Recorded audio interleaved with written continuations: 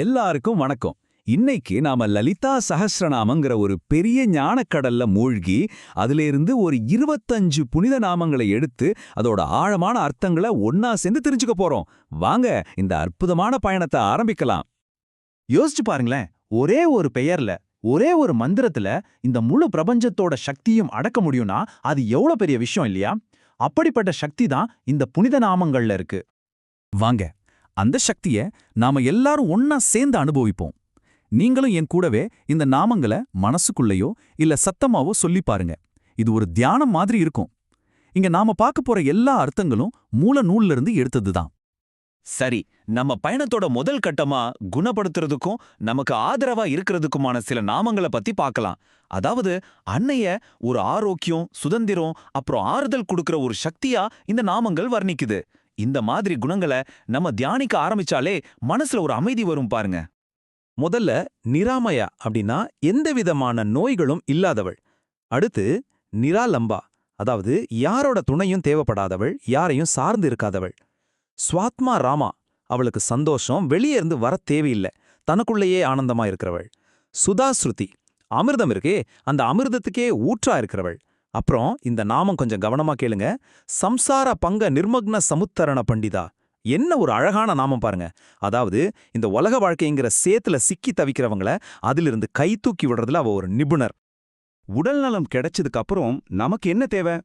வாழ்க்கையில ஒரு செழிப்பும் தர்ம வழியில நடக்கிறதுக்கான ஒரு பாதையும் தானே. இப்போ நம்ம பார்க்க போற நாமங்கள் அன்னை எப்படி நமக்கு அந்த வளத்தையும் நேர்மையான வாழ்க்கையும் கொடுக்கறாங்கிறத சொல்லுது. யக்ஞப்ரியா, யாகங்கள் சடங்குகள்னா அவளுக்கு ரொம்ப பிடிக்குமா.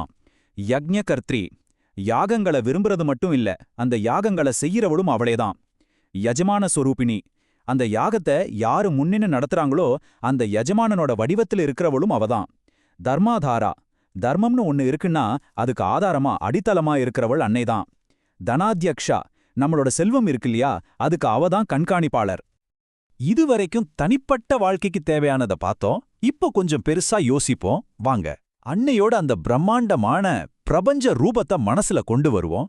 அடுத்த சில நாமங்கள் அவ எப்படி இந்த உலகத்தை உருவாக்குறா, தன்னோட மாயையால எப்படி இயக்குறா, கடைசியில எப்படி தனக்குள்ளேயே எல்லாத்தையும் கரைச்சுக்கிறாங்கிறத பத்தி சொல்ல போகுது. தனதானிய விவர்த்தினி, செல்வம் தானியம்னு எல்லா வளங்களையும் நமக்கு பெருகச் செய்றவள். விப்ரப்ரியா, யாரு அறிவாளியா படிச்சவங்களா இருக்காங்களோ அவங்கள அவளுக்கு ரொம்ப பிடிக்கும். விப்ரரூபா, அப்படிப்பட்ட ஆத்ம ஞானிகளோட வடிவமாவே அவ இருக்கா. விஸ்வப்பிரமணகாரிணி, இந்த முழு பிரபஞ்சமும் சுத்தி சுத்தி வருது இல்லையா, அதுக்கு காரணம் அவளோட மாயாசக்தி தான். விஸ்வகிரஹசா, கடைசியில இந்த முழு பிரபஞ்சத்தையும் தனக்குள்ளேயே ஒரு கவளமா எடுத்துக்கிறவள், அதாவது விழுங்குபவள். பிரபஞ்சத்தையே ஆட்டி படைக்கிற சக்தி அவதான்னு பார்த்தோம். சரி, அப்படிப்பட்ட அவளோட தெய்வீக ரூபம் எப்படி இருக்கும்? அடுத்த நாமங்கள்ல அதை பத்தி தான் தெரிஞ்சுக்க போறோம். எல்லாத்துக்கும் மூலம், எல்லாத்துக்கும் ஆரம்பம் அவதான்னு இந்த நாமங்கள் ரொம்ப அழகா சொல்லுது. வித்ரோமாபா, பவளம் பார்த்திருக்கீங்கல்ல, அந்த மாதிரி ஜொலிக்கிறவளா. வைஷ்ணவி, மகாவிஷ்ணுவோட வடிவத்துல இருக்கிறவள். விஷ்ணு ரூபிணி, அவளோட வடிவம் இந்த பிரபஞ்சம் முழுசும் பரவி இருக்கு. அயோனி, அவளுக்குன்னு ஒரு பிறப்பு, ஒரு மூலம் கிடையாது. யோனி நிலையா, ஆனா ஆச்சரியம் பாருங்க, அவளுக்கு மூலம் இல்லைன்னாலும் இந்த உலகத்துல இருக்கிற எல்லா பிறப்புக்கும் அவதான் மூலமா ஆதாரமா இருக்கா. சரி, நம்மளோட இந்த நாம தியான பயணத்தோட கடைசி கட்டத்துக்கு வந்துட்டோம். இந்த கடைசி 5 நாமங்களும் அன்னையோட வீரம், அவளோட அசைக்க முடியாத நிதானம், அப்புறம் எந்த செயலும் செய்யாம சாட்சியா இருக்கிற அந்த அமைதியான நிலைய நமக்கு உணர்த்த போகுது. கூடஸ்தா, கொல்லன்பற்றையில பட்டறை கல்லுன்னு ஒன்னு இருக்கும் பாருங்க, அது மேல வச்சுதான் எல்லாத்தையும் அடிப்பாங்க. ஆனா அது அசையாம அப்படியே இருக்கும். அந்த மாதிரி எந்த மாற்றமும் இல்லாம அசைவற்று இருக்கிறவள். குலரோபிணி, கௌல மார்க்கம்னு ஒரு வழிமுறை இருக்கு, அதோட தெய்வமா இருக்கிறவள்.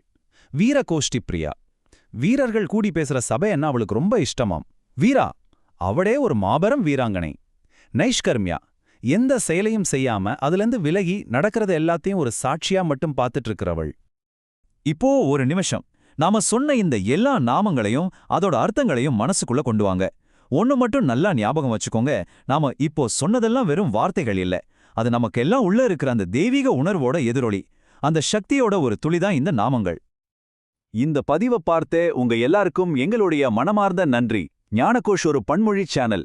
இங்க நாங்க ஆங்கிலம், ஹிந்தி, மராத்தி, தமிழ், குஜராத்தி, பெங்காலின்னு பல மொழிகள்ல ஆன்மீக ஞானத்தை பகிர்ந்துக்கிறோம். இன்னும் நிறைய மொழிகள்ல கொடுக்கறதுக்கான வேலைகளும் நடந்துட்டு இருக்கு.